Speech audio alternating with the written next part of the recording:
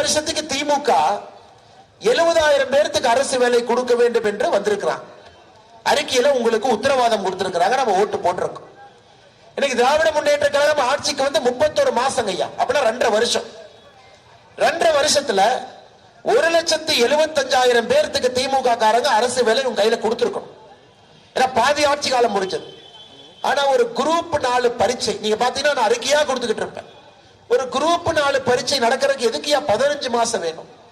3-4 மாதத்துல ஒரு குரூப் 4 பரீட்சை நடத்தி முடி. வருடத்திற்கு 2 முறை குரூப் 4 பரீட்சை நடத்து. வேகமா நடத்தினா 2 ஆண்டுகளுக்கு 5 முறை நடத்து. 5 மாசத்துல 4 மாசத்துல ஒரு பரீட்சை நடத்தி இன்டர்வியூ வச்சு மார்க் கொடுத்து ரிசல்ட் போட்டு வேலை கொடுத்து ட்ரைனிங் அனுப்பிச்சிட்டா அடுத்த பேட்ச்.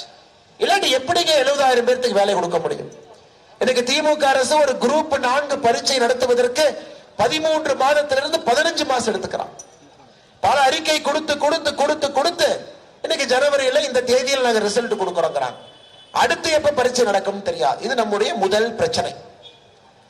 நம்முடைய மோடி ஐயா என்ன சொன்னாங்க ஐயா? 2022 ஜூன் மாசத்துல மோடி ஐயா சொன்னாங்க, 2023 அதாவது மோடி ஐயா சொன்னதிலிருந்து 500 நாட்கள்ல 10 லட்சம் பேருக்கு அரசு வேலையை நாங்கள் உருவாக்கி கொடுப்போம் மத்திய அரசில் சொன்னார். சொன்னபடி செஞ்சாச்சுங்க ஐயா, சொன்னபடி செஞ்சாச்சு.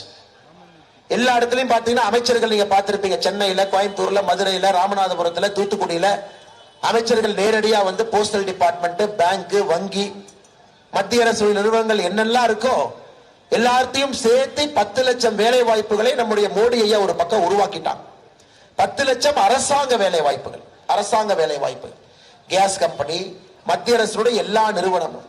ஆனா இங்க நாம 20,000 வேலை வாய்ப்பு, 1,75,000 வேலை வாய்ப்பை உருவாக்கி இருக்கணும். 20,000 வேலை வாய்ப்பை உருவாக்குவதற்கு திராவிட முன்னேற்ற கழகம் தடுமாறி கொண்டிருக்கின்றார்.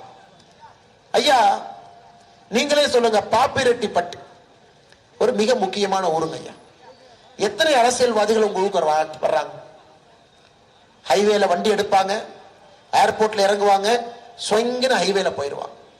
உள்ளூருக்கு வந்தாதாங்க ஐயா பிரச்சனை தெரியுது. உள்ளூருக்கு வந்தாதான் நமக்கு பிரச்சனை தெரியுது. விவசாயம் பொய்த்து போய் கொண்டிருக்கிற, தண்ணி இல்லை, விவசாயம் செய்ய முடியல, காட்டை நம்பிக்கொண்டு ஒரு தலைமுறை அப்படியே வாழ்றாங்க. இன்னொரு பக்கம் இளைஞர்களுக்கு படிச்சுட்டு வேலை இல்லை, அவங்களும் உள்ளூர்ல கிராமத்தில் இருக்கிறாங்க. வேலை வாய்ப்பு ஒரு பக்கம் போச்சு, ஒரு பக்கம் விவசாயத்திற்காக தண்ணி இல்லை. மக்கள் எங்கெங்க ஐயா போவாங்க?